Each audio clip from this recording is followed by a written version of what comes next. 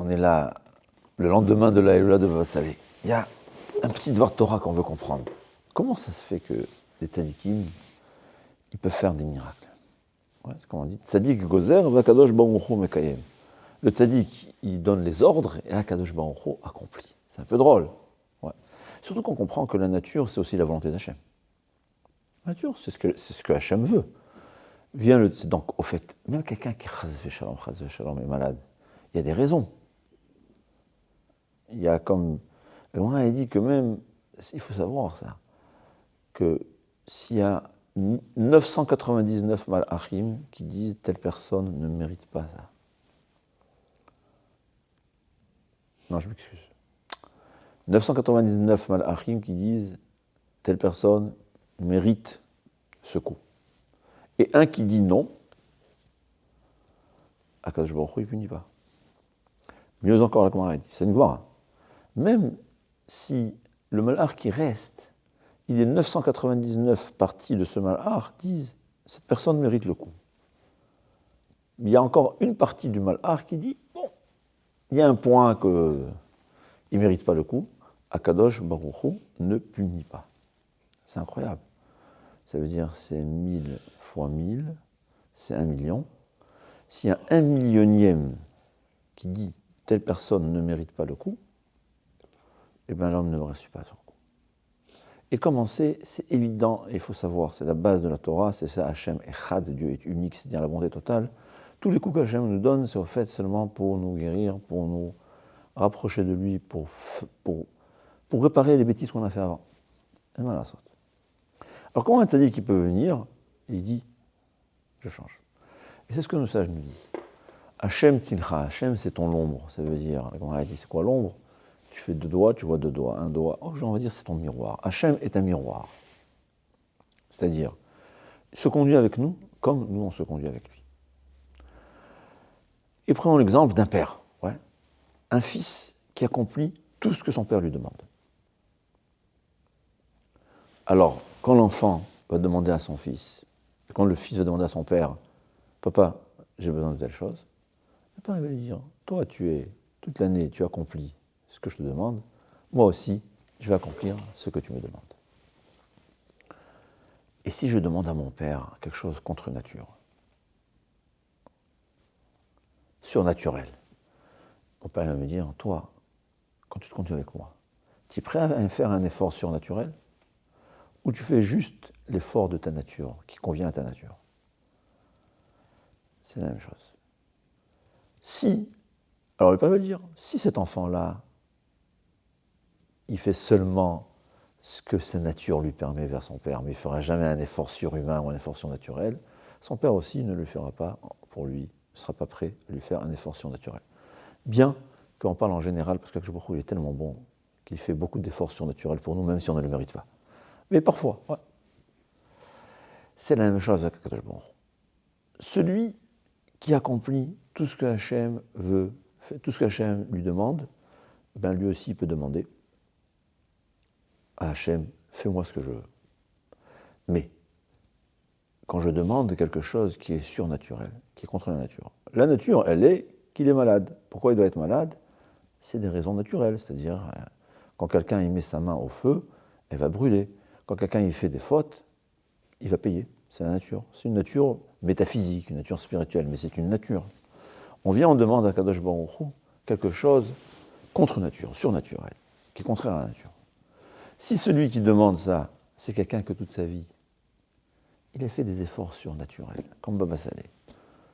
Toujours surmonter ça. On a envie de dormir? Non. Le Rambam me dit qu'il faut dormir 8 heures. C'est pour toutes les personnes, c'est sûr.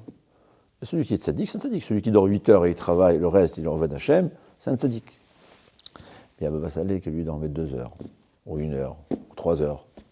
Et le reste de temps, bien que par sa nature il est fatigué, il surmonte sa nature et il étudie la Torah. Ouais, non, on doit manger 3 repas bien comme il faut. Lui, il ne mangeait pas ce qu'il fallait. Évidemment, il faut savoir, ça il faut toujours préciser dans la Torah, il n'y a pas le jeûne en tant que jeûne, c'est un jeûne en tant pour rapprocher d'Hachem.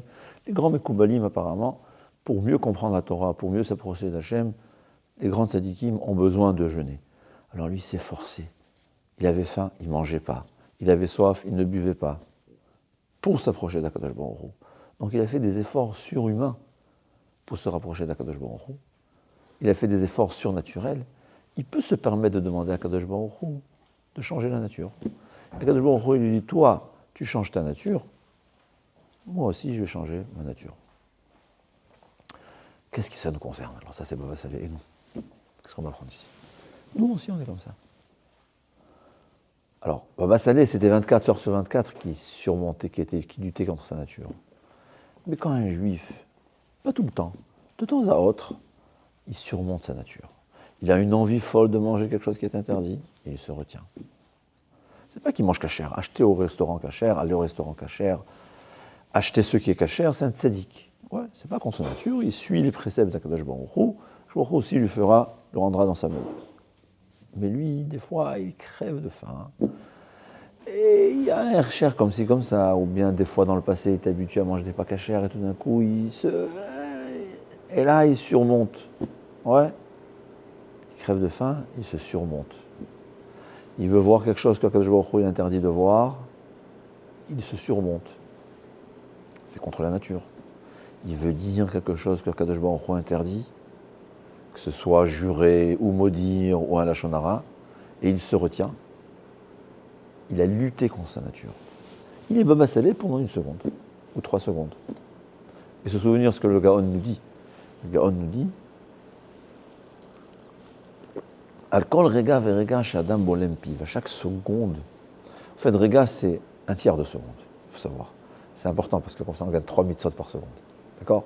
Mais on va dire chaque seconde, pour faciliter les choses, chaque seconde qu'une personne garde sa bouche, zoché le or aganouz, il mérite la lumière cachée. She'en kol malach ou beria yecholim le sha'er, qu'aucun être, aucun ange ou même aucune créature ne peut concevoir. Il n'y a que Akadosh Baruch Hu qui sait. Qu'est-ce que ça veut dire? Le Olam Haba, le paradis, c'est un monde futur, c'est un plaisir spirituel qu'on n'a aucune idée de ce que c'est. Un moment de plaisir dans le Olam Haba, c'est comme tous les milliards de plaisirs qu'on a eu dans ce monde combiné. Mais les malachim, les anges, eux, ont une idée de ce que c'est le Olam Haba. Mais eux n'ont pas l'idée du paradis, du plaisir qu'a une personne qui se retient 1 seconde de dire un lashon hara. Et bien que ce n'est pas écrit explicitement dans le Gaon, mais je pense que c'est pas seulement ne pas parler, c'est toute envie folle qu'on a de faire quelque chose, qu'on se retient. Chaque seconde, on reçoit un rapprochement d'Hachem qui nous donnera un plaisir que aucun être, aucun malach, aucune créature ne peut s'imaginer. Et comme disait le Mashgiach Ramat Essiyahu Salomon, au Mashgiach Hagetzen, même si en fin de compte la personne a lâché son mot interdit, mais il n'a pas perdu chaque seconde qui s'est retenue. C'est énorme. Toute envie, toute ta'ava, qui est du feu. La Gemara a dit la ta'ava c'est du feu, et nous on est en chair. J'ai lutté contre le feu. Ouais. La viande contre le feu, c'est le feu qui gagne. Mais moi j'ai réussi, en chair et en os, à lutter contre un Yetzara qui est un feu. Chaque seconde, je suis un Baba Salé. Chaque seconde, Zoché, les Oraganouz, c'est le rapprochement d'Hachem qu'on ne peut pas s'imaginer la grandeur. D'ailleurs, c'est très intéressant. J'ai vu, il y a une ségoula. Alors, il faut savoir, toujours la ségoulotte, quand on est fait pour faire plaisir à Hachem, parce que c'est Hachem qui veut, c'est sûr. Mais, comme on dit, il y a le keren, il y a le capital, et il y a les intérêts. Les intérêts, ce qui est à côté, les fruits à côté, c'est quoi? C'est que c'est écrit, quelqu'un qui a réussi à se surmonter, ouais, il a réussi à ne pas regarder quelque chose qu'Hachem ne veut pas qu'on regarde, c'est le moment propice pour demander à Akadosh Baruch Hu, pour prier à Akadosh Baruch Hu, c'est le moment où Akadosh Baruch Hu accepte notre filote. Il faut savoir. Et c'est ça l'explication. J'ai surmonté ma nature, j'ai fait un effort surnaturel, et bien Akadosh Baruch Hu fera pour nous un effort surnaturel. Alors retenir, on ne peut pas être vassalé 24 heures sur 24. On peut, mais c'est du travail, d'accord. On peut théoriquement, ça veut dire. Mais ce qu'on peut, oui, même en pratique, être Baba Salé quelques secondes. Être Baba Salé quelques secondes. Et ça fait un plaisir à Hachem qu'on ne peut pas s'imaginer.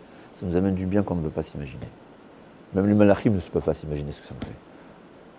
C'est ça ce qu'on a à apprendre de Baba Saleh.